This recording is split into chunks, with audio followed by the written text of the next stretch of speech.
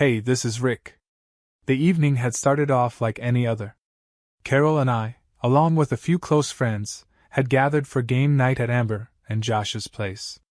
Laughter bounced off the walls as the evening unfolded, the usual casual banter filling the gaps between rounds of cards and board games. It was supposed to be a light-hearted night, a break from the weight of work and the routine that had settled in around us after 14 months of dating. I hadn't really expected anything to come of it, but that's usually how these things unfold. You think everything's fine until the floor drops out from under you. It was during a round of Truth or Dare when the conversation took a strange turn. The game had moved from the usual dares, do an impression of a celebrity, to the deeper, more uncomfortable questions. We'd played this game before, but tonight something about it felt different. Maybe it was the wine, maybe it was the way everyone seemed to be leaning in, hoping for someone to spill something personal. Okay, Amber said, her eyes twinkling as she pulled a card. Truth time, what's a relationship deal breaker for you? The question hung in the air like an unspoken dare. There was a collective pause, but it was Carol's hesitation that caught my attention. I hadn't noticed it before, but she seemed off. Her lips thinned, and her fingers drummed against the side of her wine glass. I shot her a quick glance, but she didn't look up at me. Instead, she stared at the card in Amber's hand, eyes narrowing as if the words had a different weight for her. Cheating, Carol finally said, her voice flat. That's a deal breaker. It's too much. Amber nodded and passed the question along, but I couldn't shake the sense that something didn't sit right. There was a shift in the air.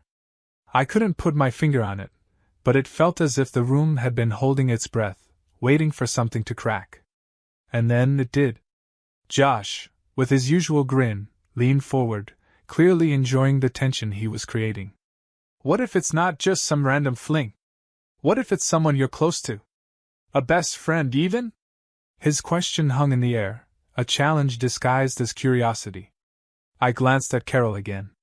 Her face shifted, her eyes darting away for just a fraction of a second before meeting mine.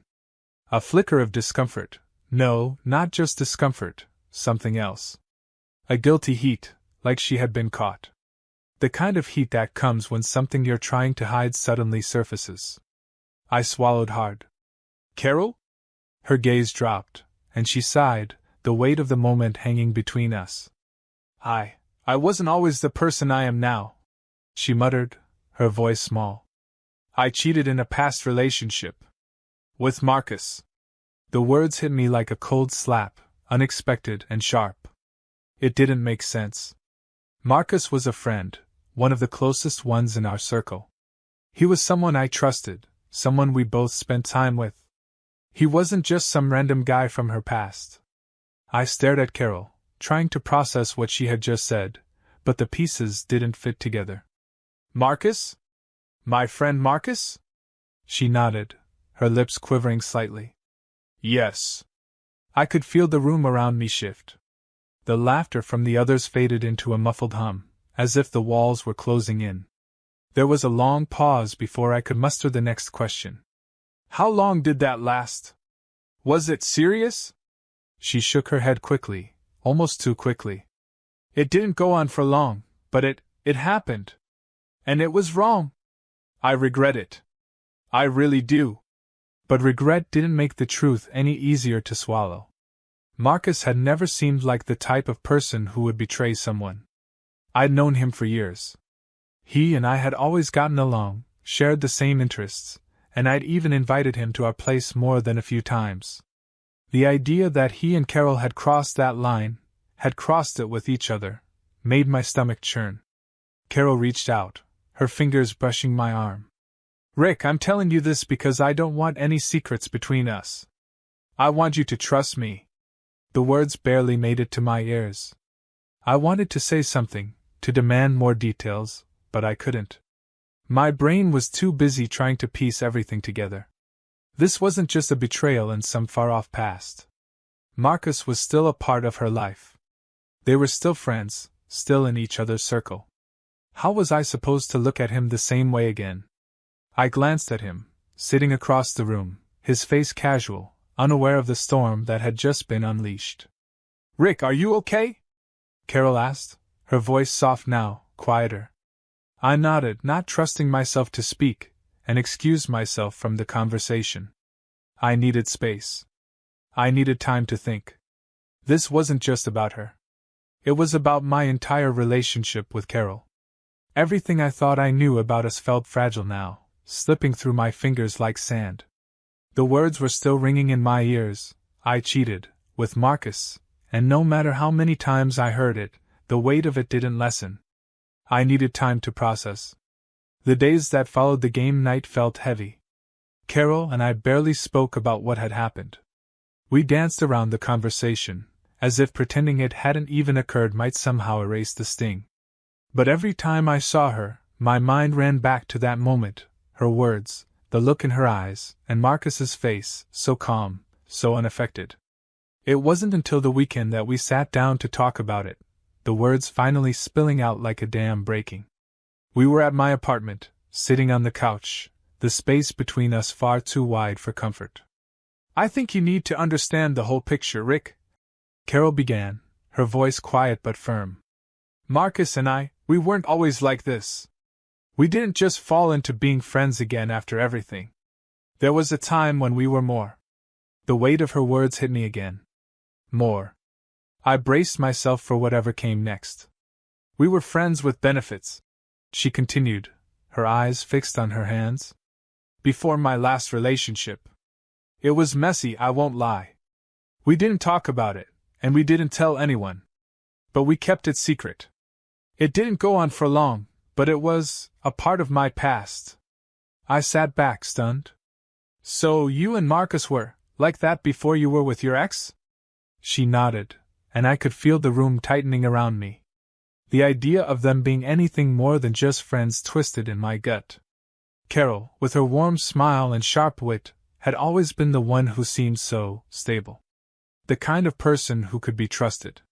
Now, that trust seemed fragile, like glass ready to shatter. "And you still kept him in your life? Even after all that?" I asked, trying to keep the edge from my voice. Carol hesitated, shifting uncomfortably on the couch. "I never thought it would be an issue.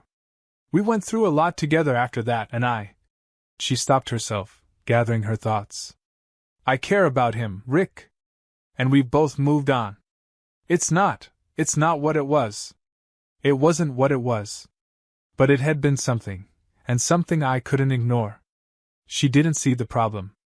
To her, it was history, a part of the past she'd moved on from. But I couldn't shake the thought.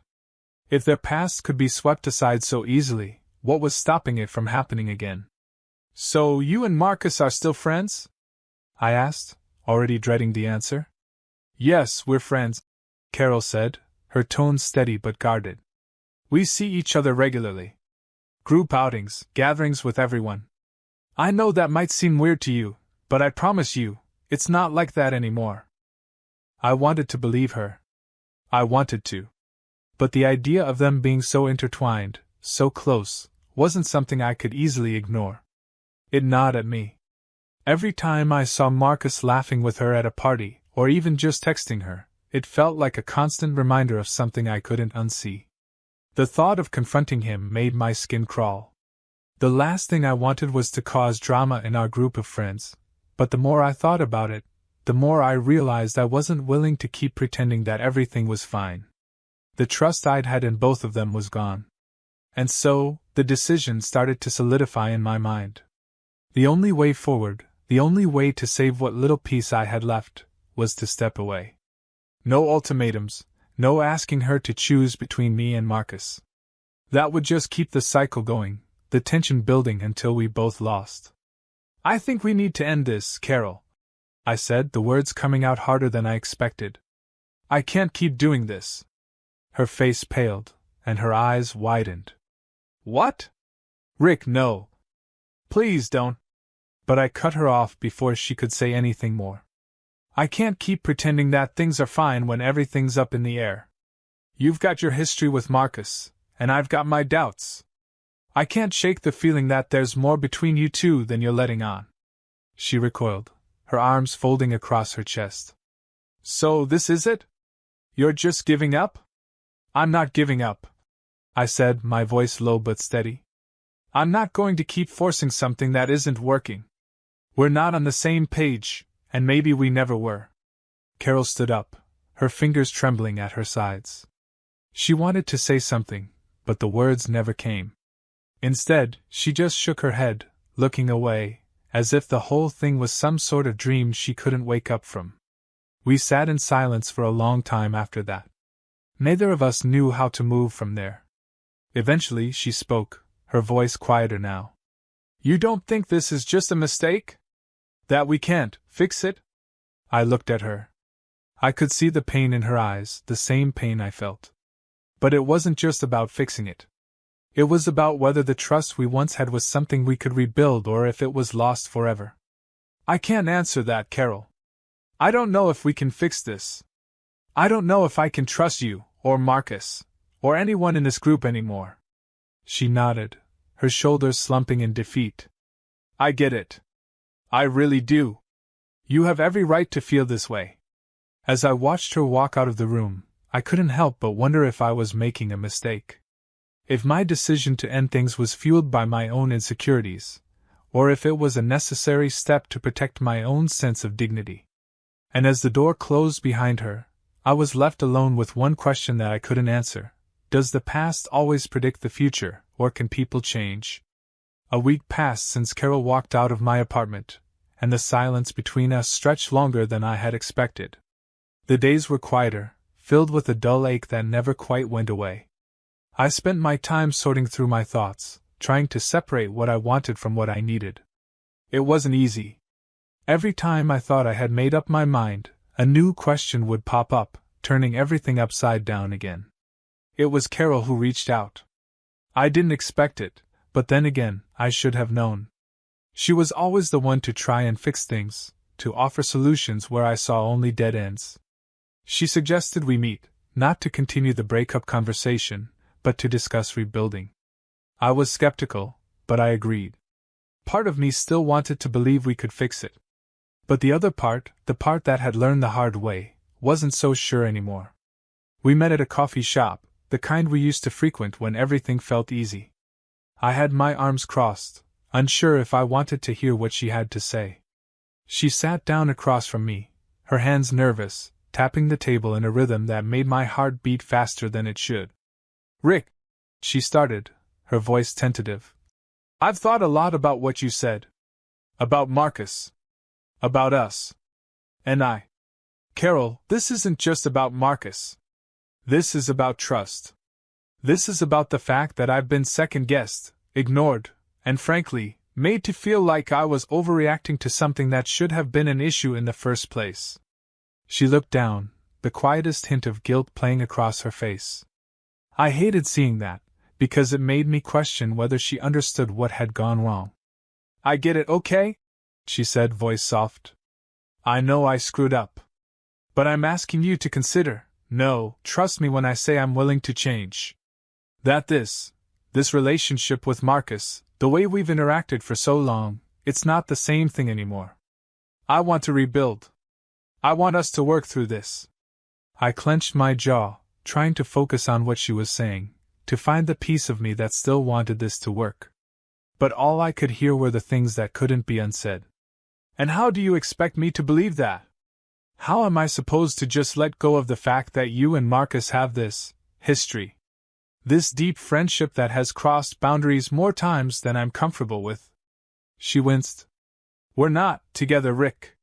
We haven't been for years. It's not like that anymore. I leaned forward, holding her gaze. You still talk to him constantly, hang out in groups together. Even after everything you've told me? You say things have changed, but I don't see it. What's different this time?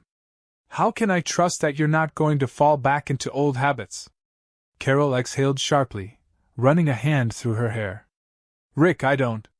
Before she could finish, I saw the hesitation in her eyes, and the pieces fell into place. The doubt I'd tried to ignore for the past few days crept in. You slept with him, didn't you?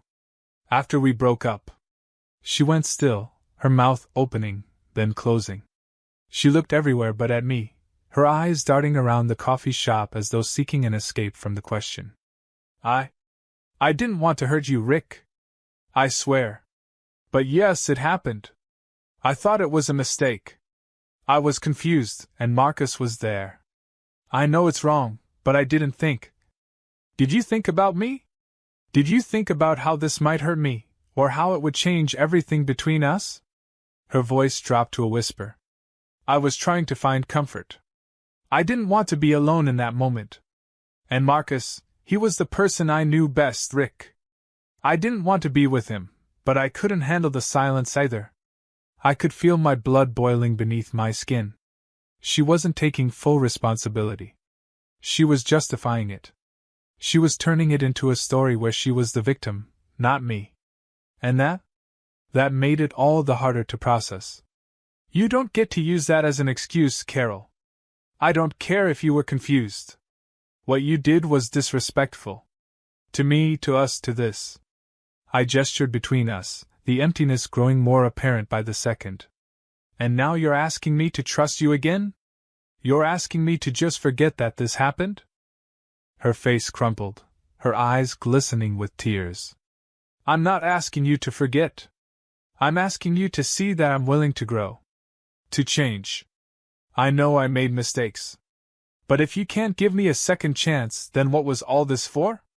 All this time?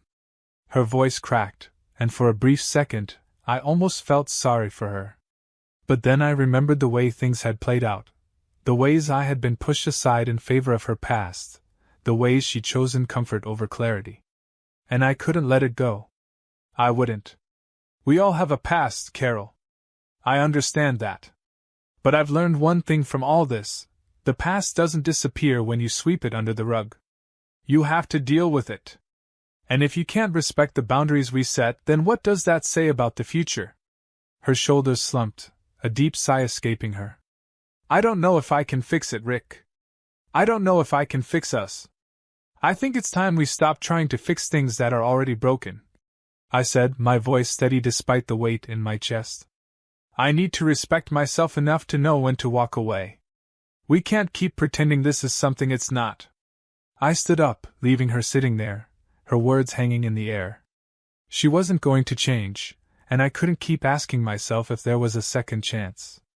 Sometimes self-respect meant knowing when to let go, even when it hurt more than anything else. It was the hardest decision I'd made, but I didn't regret it. The red flags had always been there.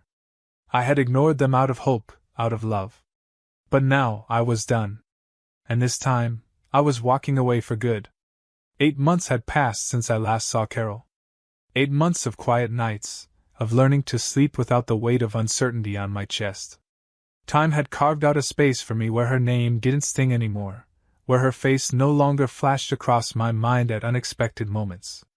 But life, as it always does, had a way of pulling the past back into the present. I ran into her at a mutual friend's party. A casual gathering at one of those places I'd never been too fond of, the kind where everyone pretends nothing's changed, where laughter feels forced. And there she was, standing by the bar with someone new. I wasn't sure what surprised me more, the fact that she looked the same, or that she was with someone else. I couldn't help but watch, my drink forgotten in my hand. She seemed comfortable, laughing at something her new partner, David, had said. There was something different about her this time, an ease that wasn't there before, an unspoken confidence. She looked happy, and that thought twisted something in me. I tried to turn away, but it was too late. She spotted me before I could escape, and the smile that crept across her face wasn't the one I remembered. It wasn't regret or guilt, it was relief. Like a part of her had finally closed the door on our past. Rick, she said, her voice a little too loud in the crowded room.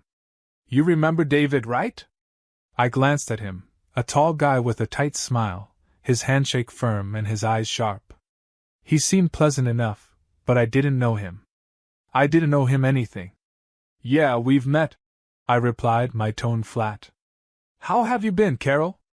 She smiled again, this time a little sheepish. Things are good. Really good. David's been great for me. I nodded, a lump rising in my throat. I had no place to feel anything anymore, no right to hold on to whatever was left of our past. But I couldn't help myself. As the night wore on, I found myself alone with David. He was sitting on the edge of the patio, nursing a drink, and I took the seat beside him. It was awkward, but I had a feeling the conversation was inevitable. "I'm sure Carol's told you about everything," I said, the words tasting bitter as they left my mouth. David raised an eyebrow but didn't seem shocked. "She has. She also said things between you two ended, well, painfully."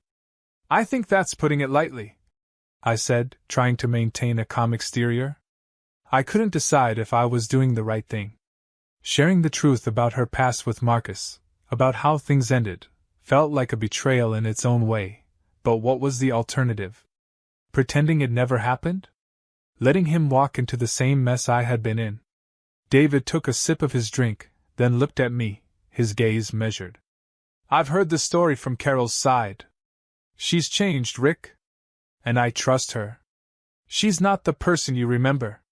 I wasn't sure if he was trying to convince me or himself.